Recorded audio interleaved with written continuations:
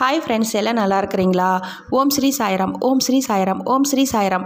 நம் சாயன்பர்கள் அனைவருக்கும் வணக்கம். நம்ம சேனலில் இப்போ தான் நீங்கள் ஃபஸ்ட் டைம் வீடியோ பார்க்குறவங்களா இருந்தீங்கன்னா சப்ஸ்கிரைப் பண்ணிடுங்க. சப்ஸ்கிரைப் பண்ணிவிட்டு பெல் பட்டனை கிளிக் பண்ணி ஆல்ங்கிற ஆப்ஷன் கொடுத்துருங்க. அப்போ தான் நான் போடுற பதிவு உங்களுக்கு உடனுக்குடன் நோட்டிஃபிகேஷனில் வரும்.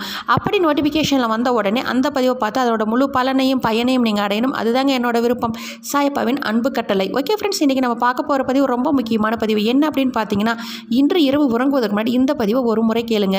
இந்த பதிவில் சாயப்பா உங்களை அப்படியே தலைகீழாக வாழ்க்கையை மாற்றும் அளவுக்கு அற்புதத்தை நிகழ்த்தும் ஒரு அற்புதத்தை செய்திருக்கிறார். அதை நீங்கள் முழுமையாக கேளுங்க. என்ன அப்படின்னு பார்க்கும் பொழுது, ஒரு செடியிலோ மரத்திலோ பழங்கள் அதிகம் பழுத்து விட்டால் பிறர் பறிப்பதற்கு ஏதுவாக அவை வளைந்து கொடுக்கின்றன. அதுபோல உன்னிடம் செல்வம் அதிகம் இருந்தால் இல்லாதவருக்கு நிச்சயம் நீ தானம் செய்ய வேண்டும். பித்தமும் செல்வமும் ஒன்றுதான்.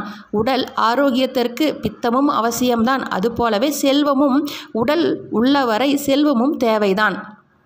ஆனால் செல்வத்திற்கு அடிமையாகி லோபியாக மாறிவிடக்கூடாது. தர்ம சிந்தனை உள்ளவனாக இருக்கும் அதே நேரத்தில் வீண் செலவும் செய்யாமல் இரு. இவ்வுலகத்தில் நிகழ்வுகளை கவனித்து கொண்டு மகிழ்ச்சியாக இரு நீ.